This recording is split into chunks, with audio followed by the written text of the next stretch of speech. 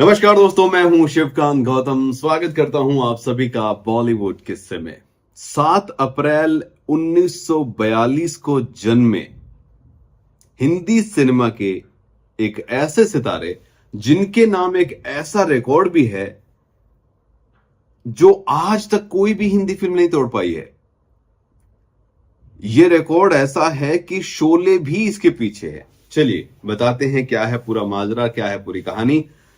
Hindi cinema ही नहीं बल्कि पूरे इंडियन सिनेमा में ऐसे स्टार्स बहुत कम हुए हैं जिन्होंने 200 फिल्मों में लीड रोल निभाया हो, 200 फिल्मों से ज्यादा में लीड रोल निभाया हो। उससे भी बड़ी बात यह है कि उनमें से करीब करीब 120 फिल्में हिट मानी गई हो। ये फैक्ट सुन के आपको लग रहा हो कि शायद हम अमिताभ बच्चन की बात कर रहे हैं, धर्मेंद्र की बात कर रहे हैं, राजेश खन्ना की बात कर रहे हैं। नहीं नहीं नहीं नहीं नहीं नहीं, हम बात कर रहे हैं जितेंद्र की। जितेंद्र, जी हां, जितेंद्र का नाम आते ही सबको क्या याद आता है? सबको याद आता है डांस, गाना, ताकी ओ ताकी ओ ताकी ताकी, या फिर तोहफा तोहफा, या फिर ढल गया दिन, है ना।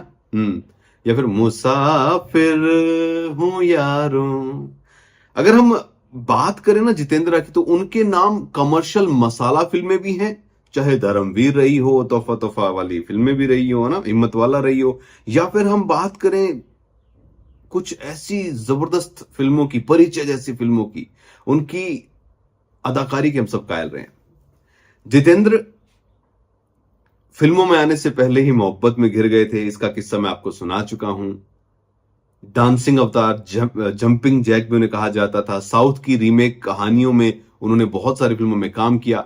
दुनिया भर में डांसिंग स्टाइल सिखा चुके ये जो लोग हैं, उस वक्त पे अगर आप देखेंगे जितेंद्र का डांस कितना अलग था, कितना अलग था। मतलब पीटी एक्सरसाइज भी हम उसे बोलते थे कि जितेंद्र जब डांस करते हैं तो ऐसा लगता है कि वो एक्सरसाइज कर रहे हैं, पीटी एक्सरसाइज कर रहे हैं और हमें सिखा रहे हैं। बहुत खुश होते थे।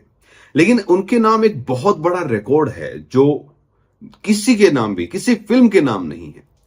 अमिताभ बच्चन और राजेश खन्ना, इन दोनों से पहले आ गए थे जितेंद्र। 1960 से 1970 के दशक में जितने एक्टर इंडस्ट्री में आकर स्टार बने, सुपरस्टार कहलाए, उनमें अमिताभ बच्चन का एक अलग लेवल है। राजेश खन्ना का स्टारडम तो हम सब जानते हैं कि वो तो अलग ही था। लेकिन 7 अप्रैल 1992 को जन्मे रवि कपूर उर्फ जितेंद्र असल में अमिताभ बच्चन और राजेश खन्ना दोनों से पहले ही डेब्यू कर चुके थे। करियर की शुरुआत उन्होंने वी शांताराम जैसे सिनेमा के लेजेंड के साथ की थी। फिल्म था गीत गाया पत्थरों ने और बूंद जो बन गए मोती। इन फिल्मों में काम कर चुके थे। जितेंद्र के खाते में हिम्मत वाला, मवाली जैसी बहुत बड़ी वाली हिट फिल्में भी रही, मसाला फिल्में, और परिचय और किनारा जैसी एक्टिंग का दम दिखाने वाली फिल्में भी रही। एक्टिंग एक आदमी को एक्टर बनाती है और स्टार बनाता है उसे बॉक्स ऑफिस। तो एक्टिंग भी थी और वो स्टार भी थे, क्योंकि बॉक्स ऑफिस पर भी उनकी फिल्में बहुत जबरदस्त थी। जितेंद्र की एक फिल्म है जिसने बॉक्स ऑफिस पर एक ऐसा कारनामा किया जिसे दोहराने में हिंदी फिल्म इंडस्ट्री को ऑलमोस्ट 40 साल लग गए। क्या है वो कारनामा, कौन सी थी वो फिल्म, चलिए उसके बारे में बात करते हैं। पहले मैं उस फिल्म के कुछ गानों के बारे में, चलिए पहले कुछ गानों का जिक्र करते हैं। चढ़ती जवानी मेरी चाल मस्तानी, है सुना आपने गाना? ओके, एक और गाना सुनाता हूं। दैया ये मैं कहां आ फंसी, रे रे रे रे, सुनना? ओके जी।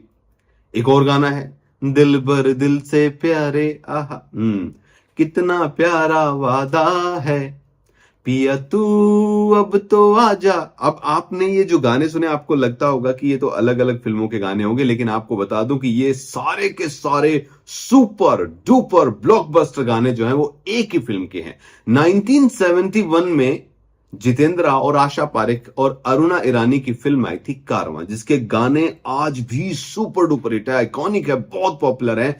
और ये जो फिल्म थी ये सिर्फ म्यूजिकल हिट नहीं थी, ये बॉक्स ऑफिस पर भी बहुत बड़ी हिट थी। साल 1971 में कारवां आई थी। इसने करीब करीब 3 करोड़ 60 लाख का उस वक्त पे बिजनेस किया था। अगर 2022 के हिसाब से इस बिजनेस को माने तो ये करीब करीब 600 करोड़ बन जाता है। लेकिन कारवां का जो असली कारनामा था वो साल 1971 में नहीं, बल्कि 8 साल बाद यानी 1989 में हुआ था। भारत में रिलीज के करीब 8 साल बाद 1989 में कारवां चीन में रिलीज हुई थी। वहां इस फिल्म का क्रेज लोगों के सर पर इतना चढ़ गया था कि इस फिल्म ने कुछ ही दिनों में राज कपूर की आवारा के रिकॉर्ड को तोड़ दिया, जो कि एक बहुत बड़ी ओवरसीज फिल्म थी। रिपोर्ट्स की बात करें तो अपनी शुरुआती रन में ही कारवां ने करीब 8 करोड़ 80 लाख से ज्यादा टिकट बेचे। भारत में 8 साल पहले यह फिल्म हिट हो चुकी थी और उस वक्त करीब करीब 1 करोड़ 90 लाख टिकट बिके थे। मगर चीन में कारवां की कामयाबी यहीं पर जो है पूरी नहीं होती है। यह फिल्म कई बार रिलीज हुई थी। साल 2000 में एक आंकड़ा आया है जिसमें यह कहा गया है कि चीन में जितेंद्र की फिल्म के कुल बिकने वाले टिकट जो थे वो 30 करोड़ से ज्यादा थे। यानी कि ओवरऑल अगर हम इसकी वर्ल्ड वाइड जो टिकट बेचने की बात करें, कितनी टिकटें बिकी, तो ये 32 करोड़ हो जाती है। और कारवां उस समय चीन के बॉक्स ऑफिस पर बिजनेस करने वाली सबसे बड़ी इंडियन फिल्म थी। इससे पहले अगर हम रिकॉर्ड की बात करें तो हमें फिल्म याद आएगी भारत की सबसे बड़ी शोले। अमिताभ बच्चन, धर्मेंद्र, हेमा मालिनी, जया बहादुरी, संजीव कुमार 1975 में आई थी और इस फिल्म ने जो कमाल किया था वो जबरदस्त था। दुनिया भर में शोले ने करीब 25 करोड़ टिकट बेचे थे, लेकिन अगर हम उसकी तुलना कारवां से करें तो कारवां जो है उस फिल्म ने लाइफ टाइम में 32 करोड़ से ज्यादा टिकट बेचे थे। बॉक्स ऑफिस इंडिया की एक रिपोर्ट थी 2017 में जिसमें कहा गया था कि कारवां का अगर आज हम कलेक्शन देखें तो ये जो कलेक्शन है ये ओवरऑल करीब करीब 1500 करोड़ से ज्यादा बन जाता है, जो भारतीय फिल्म को किसी भी तरीके से नंबर 1 पर लेकर जाता है। कारवां को अगर हम दंगल से मुकाबला, क्योंकि दंगल जो है चीन में रिलीज हुई थी और वहां पर 1300 करोड़ रुपए उसने कमाए थे, लेकिन जितेंद्रा की यह फिल्म उससे भी बड़ी हिट साबित होती है अगर हम कलेक्शन वाइज जाएं और करंट टाइम में उसको ले आए। कारवां को हिंदी सिनेमा की यादगार फिल्म मेकर्स नासिर हुसैन साहब ने डायरेक्ट किया था। यादों की बारात भी उन्होंने ही जो है मसाला एंटरटेनमेंट फिल्मों में वो एक अलग तरीके का जो फिल्म लेकर आए थे।